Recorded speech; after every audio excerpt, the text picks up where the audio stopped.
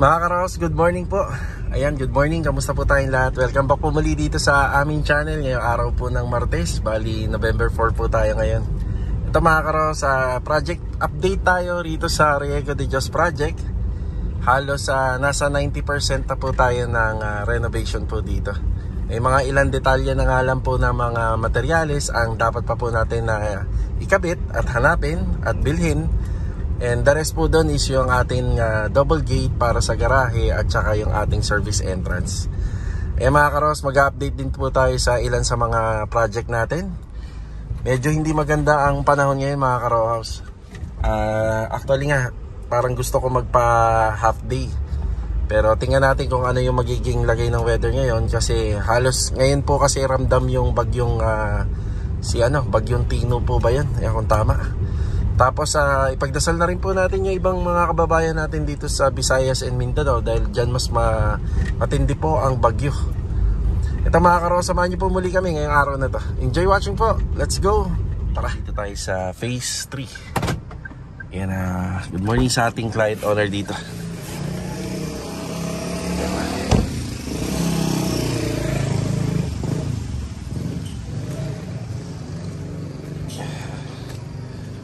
Nandito sila. Rusty, good morning. Kay Epoy, morning Poy. Musta, maputi ka? So, yeah. Morning po, morning. Good morning kay sir. Yan. So, ito yung sitwasyon natin. May submersible pump naman tayo.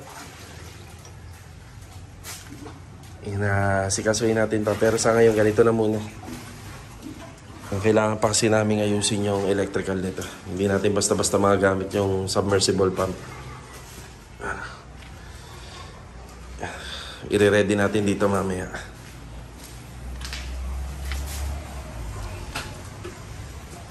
So ito yung binabanggit ko sa vlog. Ganito talaga ang kalaban natin dito. Siya nga pala itong ginawa namin dito si Sir Jonathan Biado and family. Ayan, shoutout po at magandang araw. Tapos yung materialis natin dito, yung metal paring at saka simento, yan para dito. Itong mga nandito na to, yan, para doon sa project natin kay Ma'am Mayra Mando, pati itong buhangin. Yan, ito yung lupa natin. Masyado lang madami ang pinoproblema natin dito.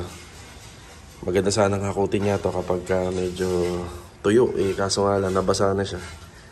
Malamang to, pahirapan na naman tayo sa paghahakot ng panambak.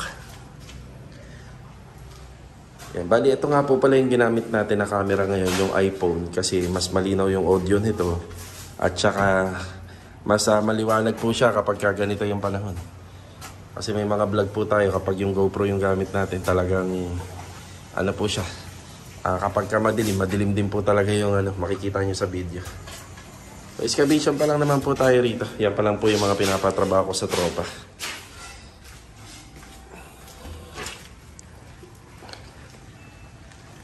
Opya. Yan na, ulan na naman. Bali mga karos, gusto nga lang po sanang idagdag dito sa vlog.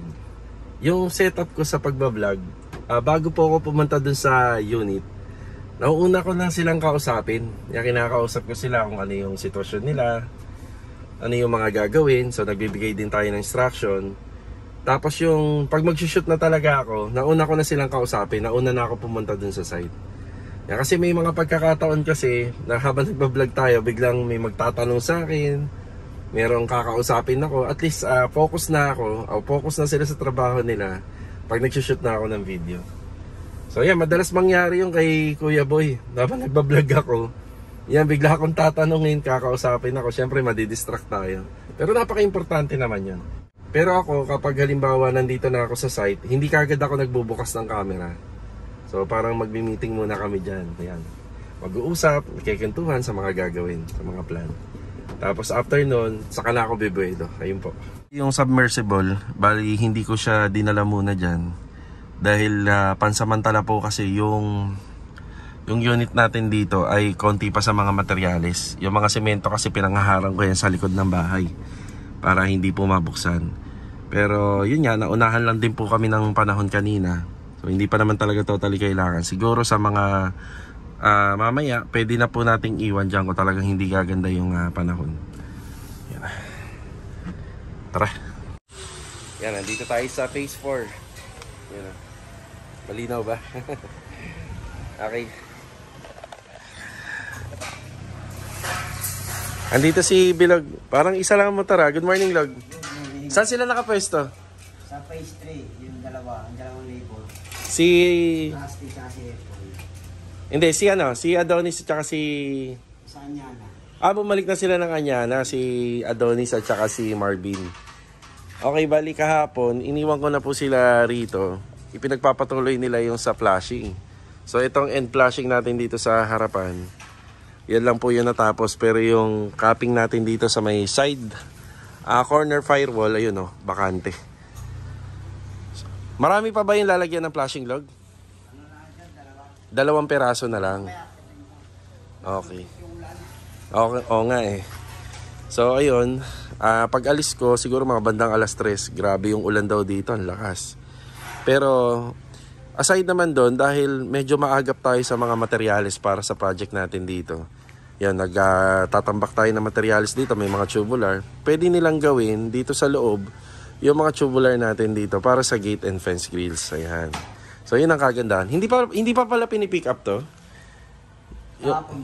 Binawasan na nila yung yero. May gamit pa ba tayo sa bubong? O binaba niya na lahat? Meron pa sir, konti na lang. Sige, sige. Pagka kaya mo, i-clear mo na. So, double check natin dito sa loob. Ayan na, nag-uulan po ng sobrang lakas mga ka-rowhouse, pero tingnan nyo tuyo dito. So ito yung sinasabi ko, may mga materialis tayo rito sa loob, maluwag. Ayan na. So ito, pinapansin lang tayo rito, pero common to, usually nangyayari yan kapag bago pa po yung gawa natin. Pero kita nyo tuyo naman. Yan, doon ang medyo basa yun, no? Kasi hindi pa po tapos yung bahagi na yan. Siya nga pala mga karos, yung dito sa project natin sa phase 4, pinapupunta ko sila client, pinabibisita ko sila. Kasi tumawag ako sa kanila kahapon at in-explain ko na at diniscuss ko sa kanila yung mga dapat pa munang mauna rito. Ito lang yung problema pag nagpapagawa ka ng medyo utay-utay. Kasi yung unang plano, hindi pa yun magagawa. Kasi kailangan natin lumaktaw ron para malaman natin kung ano yung mga gagawin pa po dito or kung ano-ano pa po yung mga ipapakabit nila. Kagaya rito, kung matutuloy na dito talaga yung location ng 2-bedroom, kailangan po muna yung copper tube line dyan kasi wala na pong window dyan eh. So kailangan po may aircon na tayo na nakaabang. So yung ibig sabihin, yung mga linya ng copper tube, kailangan mauna na. At saka kailangan may design natin kung saan po yung location. Ang unang tinatanong natin dyan, kay client, kung saan ba yung gusto nila, kung saan nakalagay yung condenser. Pwede sa taas, o pwede rito sa gilid. Ngayon, sila yung mamimili nun. Ngayon naman, sasabihin natin yung mga disadvantages po nun. Ayan, may tagas dito kasi hindi pa nga tapos yung flashing. Tapos dito naman, ayun yung sa dulo. Ayun sa dulo. Halos hindi pa ho kasi talaga totally tayo tapos dun. Ayun yung pinakadulo. Pero dito, tingnan nyo sa gilid. Okay dito. So, meron na rin tayong metal framing na nakakasa rito. Ayan na. Yung mga leak pa siya. Kapag tuluyan na natin natapos yan. Nung umakyat po kasi tayo dyan, medyo may mga kulang pa sila na hindi pa nagagawa. Ayan, inabutan sila ng ulan. Ayan, bali, pupunta si client sa araw po ng Biyernes. Ayan, araw ng Biyernes. Tapos, kausapin ko sila. Then, i-discuss natin kung ano yung mga dapat pang gawin dito. Then, kailangan din natin malaman kung ano yung mga talagang ipapagawa pa nila. So, dito kasi, itong part na to, makikita nyo, walang daanan dito sa loob galing sa kitchen area in TNB. So dito kasi mapupunta yung yung demolition kung magkakaroon tayo ng wall demolition diyan. Ngayon habang ganito pa yung setup, marami pa po tayong pwedeng i-suggest sa kanila. Hinihiling kasi talaga nila sa atin dito 3 bedroom. Yun nga lang, may mga masasakripisyo. So pagka nakita na nila ng actual to, pag-uusapan na natin at bibigyan natin sila ng mga actual na sukat. Yan, solo flight si Bilog dito. Yan, bali ang setup na ginagawa pala ni Bilog is yung ano po, two-door gate para po doon, tapos service entrance, fence grills. Fence grills natin may allowance siya sa poste. Tapos ang finish nito, bali gumagamit siya rito na combination ng 2x2 and 1x1 tubulars para po sa installation ng solid panel. So yung solid PVC panel na pang outdoor para po sa mga design ng ating mga fence and gate. So yan po yung kombinasyon nun. Yung sa log sa gate, wala na siyang butas. Ito lang yung may butas sa gitna. Kasi pag bubuksan nila dito na. Basta wala nang butas doon para malinis. Maganda yun. Lahat. Lahat. Meron tayo nun sa phase 3. Oo. 13.3. Naalala mo. Or gusto mo bigay ko sa yung susi. Para masigurado. Okay. Ayan mga karohas. Yan lang po muna yung update.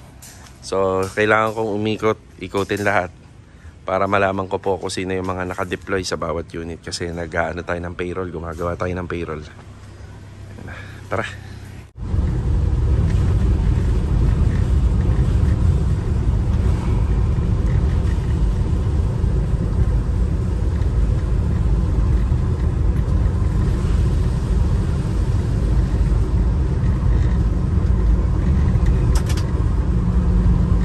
Dito tayo sa Anyana Beller East Project mga karos. Ayan, thank you Lord. Walang ulan dito. Ayan. Update tayo. Ayan. Wala ring ambon.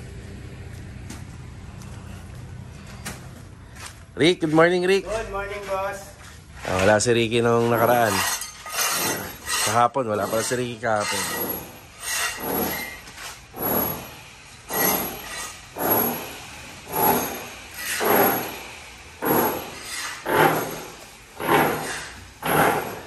Yun, si Adonis. Morning. Ito, wala pang tiles. PVC panel, no? Ito pala yung design ni client sa PVC panel. So, minsan naman kahit hindi ako makapunta o kaya si Master Jojo sa site, sila na rin po yung nag-uusap kung saan sila madedeploy. Yan, conforme po sa lagay talaga ng panahon.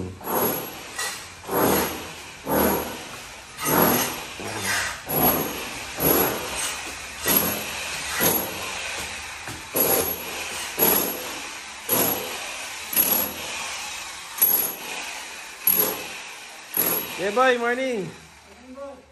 Sino pa kasama niyo rito? Si Ricky, si Dolly, si Marvin. Marvin, nasa si Marvin? Sa ba? Ay, boy CR. Ano nga pala, yung kwarto na to, lahat, apat ang aircon. Lahat pa ito pagagalahin. Yeah, okay na tayo rito. Bali, may mga konting tinanong din si Kuya Boy, kagaya nga sabi ko kanina sa vlog. Ayan, bali, yung ibang mga ano rito, may abang naman ng saksakan. Yan ah. So dito, kung maglalagay sila client, maliit na part to. Ito, nagtaka nga ako rito eh. Maliit, malamang to, malipat dito yan. Kasi kung maglalagay ng aircon dito, yan, malilipat yan dito yung abang. Pero pala boss, diba may mga ilaw tayo dyan? Oo. Dyan tatlo, dito dalawa. Ay, tatlo na yun. Sa likod wala na. Wala, Solar na yun eh. Kasi pag alas mo, dumating si Ma'am eh. Dumating kahapon. Bumili nga daw silang tiles. Ako na lang nagbilang. Oo.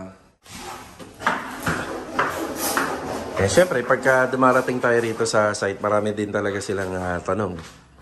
Yung ulitin ko, yung ilalagay dyan sa likod, dapat may pin light pa kami dyan sa may bulada. Yun nga lang, hindi na nga din talaga magkakasya kasi pinabago na to. Yan, solar panel na lang po yan. Abang na lang kami ng CCTV camera. Yung tatlong pin light na ilalagay dito sa eaves. Yan. Yan dyan sa eaves. Bali, pwede siya dito sa may master's bedroom. Yun nga lang, may pintuan kasi. So, laging papasok dito sa loob. Gagawin namin, ilalagay na lang namin switch sa hallway. Para kahit sino, pwedeng magpatay, may magsindi. So, hindi na maaabala yung client natin dito. Tapos yung ilaw naman dito sa eaves, dito sa kabila, sa paglabas. Yan, dito na lang din sa hallway. Yan. So, ito kasi magiging sliding door eh. So, mas maganda sana sa mas malapit na part. Yan, bali ang update nga pala rito mga karos, binila na ni client ng tiles itong balcony. Bali 30 by 30 yung gagamitin dyan. Tapos dito naman 60 by 60. Kung ilan yung tiles na binili po natin sa baba, yun lang din naman po yung bilang. Yun nga lang, ima-minus na natin tong area na to. Tsaka ma-minus na natin tong area na to. Yan. Tsaka dito. Yan, naka-minus na po yan.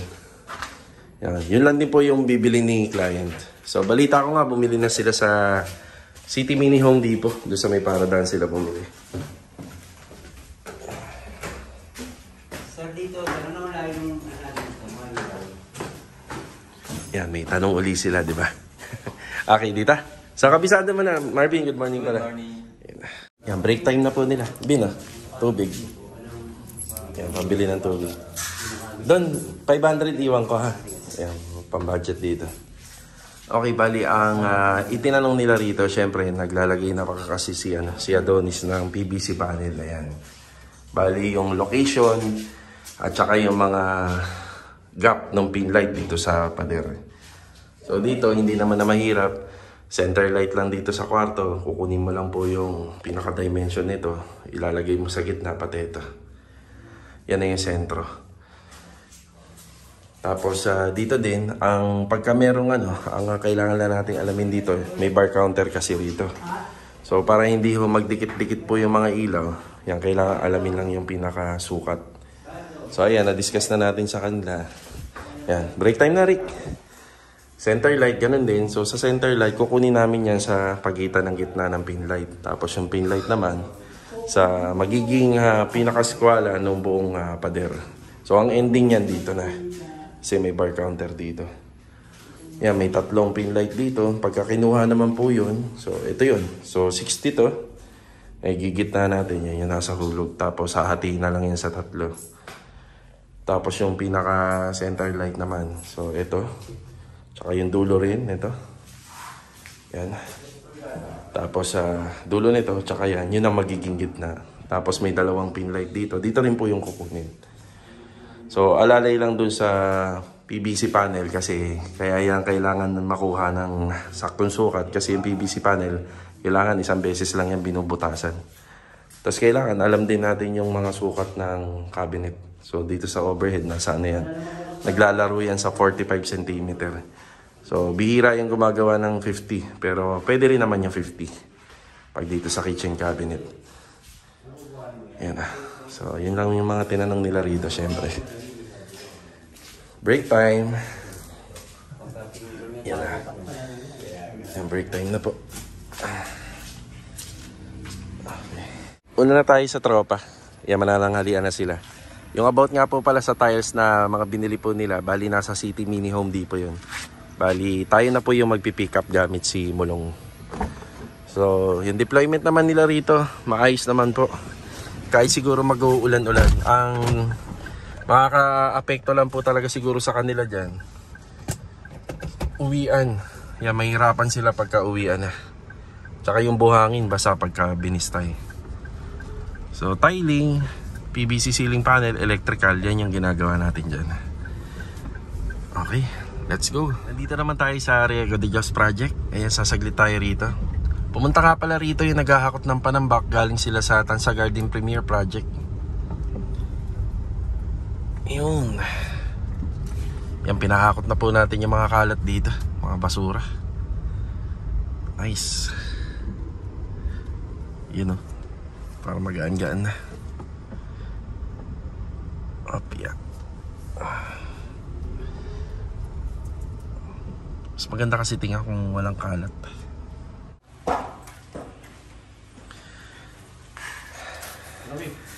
Eh, si Master Dean daw. Good afternoon, kuya. Good afternoon. Tapos si Louie nakabalik na sa trabaho. Yan si Louie. Good afternoon, Louie. O, may lagnat ka pa. Kaya ba? Kaya? Kaya pa? Ilan ang kulang, Louie? Apat na ganito. May design. Apat na may stopper. Yung plain. Okay na. Sakto yung plain. Ayan o. Ayun, sakto. Sakto lang pala. Sige, sige. Master Jojo, good afternoon.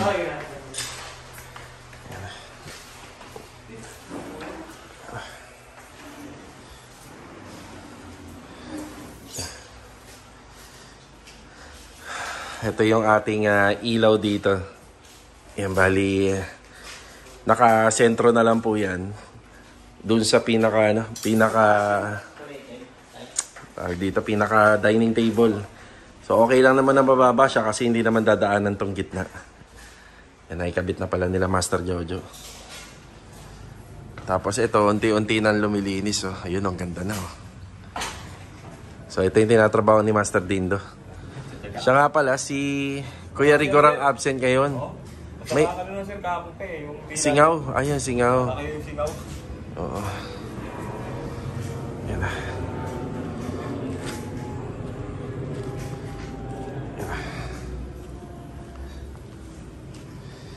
Napakatagal ginawa nito. Yan, daming retouching. Pero sulit naman, kita nyo ang linis na. Yan, meron mga paulit-ulit na nagtatanong tungkol daw dito kung ano daw kisame na ginamit. Bali, ganito lang kasimple yan. Nung binuo po yung metal trusses, ipinatong po yung Pisum board o kaya yung kadalasan na ginagamit sa mga drywall. So, minsan yung common name na Hardiplex, yan po yun. Tapos saka po yung pinaka long span. Yan po yan. So, nung pinatong namin siya, pininturahan na po namin yung makinis na part ng Pisum board. Yun yung pailalim dito. Napakalinis na. Wow, ang linis. Ang sarap tingnan. Ang dumi-dumi dati dyan eh. Napakalinis na. So, ito yung ating Riego de Dios project. Ayan na. Inaayos na ni Master Jojo yung sa pagdadaanan ng gas tank. Ayan na po yan. So, yung gas tank nito, bali nandito po sa labas. Pero yung lutuan niya nandito sa loob. Pero pwede rin naman po maglagay ng lutuan dito si client, si ma'am. Ayan, may saksakan naman tayo ron. Yan yung mga surface type pin light. So, dito naman mag-re-retouch si Master Dindo after niya lang po dun. Yan, kulang lang si Louie na 4 na piraso na tiles. Yan, pwede ko nang asikasuin yan after ko lang dito. Yan, naagaran akong pumunta rito kasi para mabayaran po yung mga naghahakot ng palambak. Malaking advantage siya na malinis na puro banda sa area na yon para nakikita na natin yung ganda ng ganda po ng project. So bali sa update nga pala hanggang ngayon, hindi pa natin alam kung yung mga windows na natitira rito sa first floor kung ano yung plano ni client. Kung naka-Korean blinds ba or naka po siya, naka-curtain red. Tapos yung dito rin, wala pa rin po kaming update kung tuluyan niya na po itong ipadadagdag. Yan na.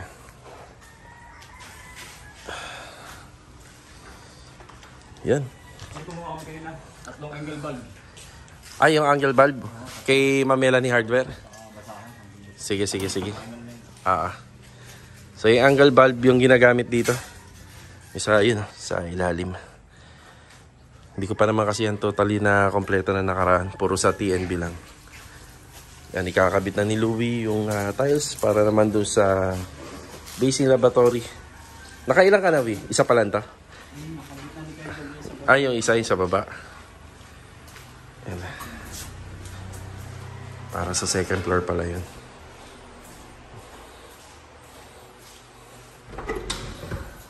Yun. Yun, ganda na. Kabit na. Nabali, ano na po to? General cleaning. Ayan na. General cleaning na po and final retouching.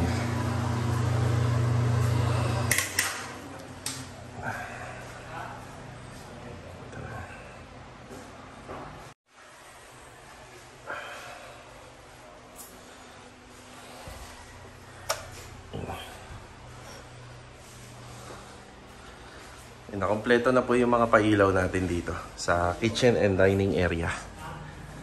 Ayan. Buhay na po siya. Buksan natin to. Ayan. Ganda na, no? Napakalamig sa mata. Ayan natin to. Ayan na. Ito may i-arrange na lang po yung ilaw rito para solid siya tingnan. Ayan o.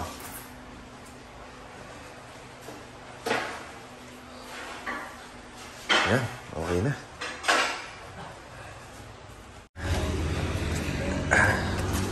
Ayan, bali dito natin binili yung ginagamit ni Louie. Kailangan lang natin ng mga 4 na piraso. Ganito po yun. Ayan. Tapos yung binili nga pala ni ma'am dun sa project natin sa kanya, nasa second floor. Ito yung napili nila. Ito naka-reserve na. Yan for pick up. Baka bukas na lang. Pipick upin ko bukas gamit si Mulong. Okay na, bali 300 pesos. Yan, dumama na tayo ng hard work dito kay Ma'am Melanie. So, babalik tayo na Riego de Dios para mahihatid yung 4 na tiles ni Louie. Yan, may ilan pang mga kinuha yung tropa rito. Bayaran muna natin para clear tayo. Yan, okay na tayo rito. Bali, ito nga po pala yung materials natin dun sa bagong project. 9,120. Yan yung mga nakita nating simento, metal paring na nandun po. Bali, yung isang nakita natin ng mga materials na buhangin, semento, adhesive. Dito naman po yun sa kabilang project. Hiwalay resibo nun. Tapos saan to?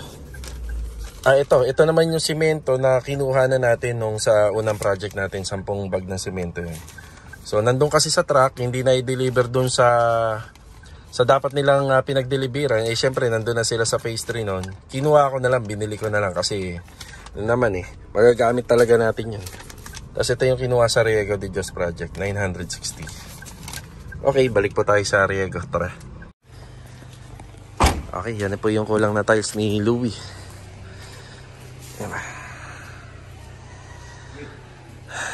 Ayan mga karos, bali ito yung update natin dito sa Riego de Dios project. Kung ako po yung tatanungin, nasa almost 90% na po kami according po sa lahat ng mga pinagawa ni client. So yung gate na lang, yung pinaka natin, service area, tapos yung garahe, tapos dito po sa trench drainage, at saka yung mga po natin, yung mga downspout. Tapos syempre may mga maliliit na details tayo rito regarding sa mga installation.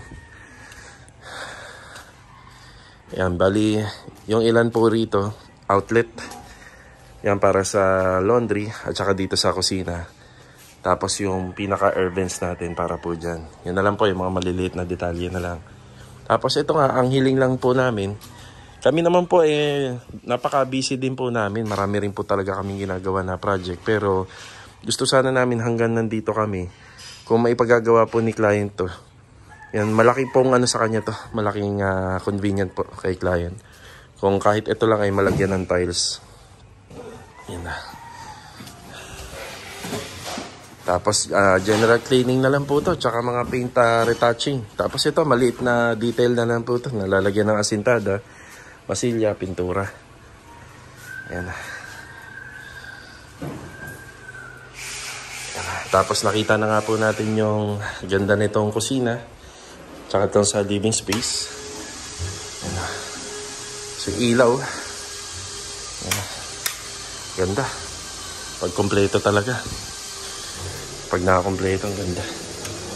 Yan na.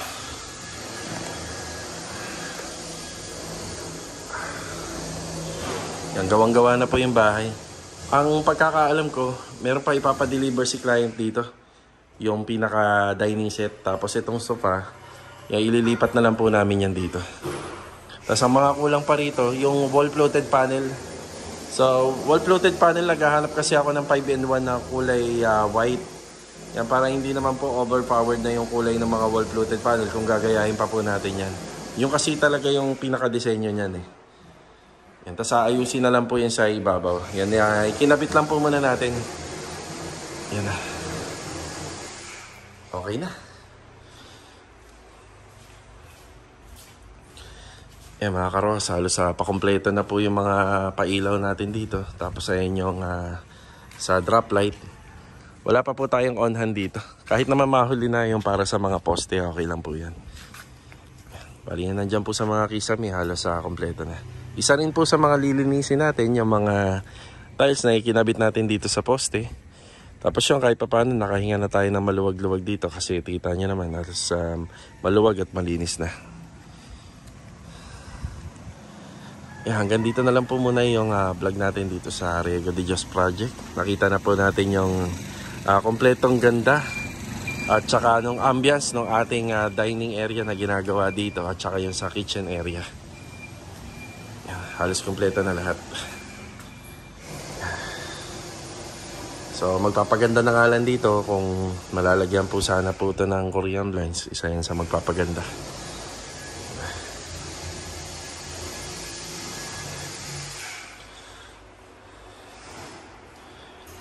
Si Louie.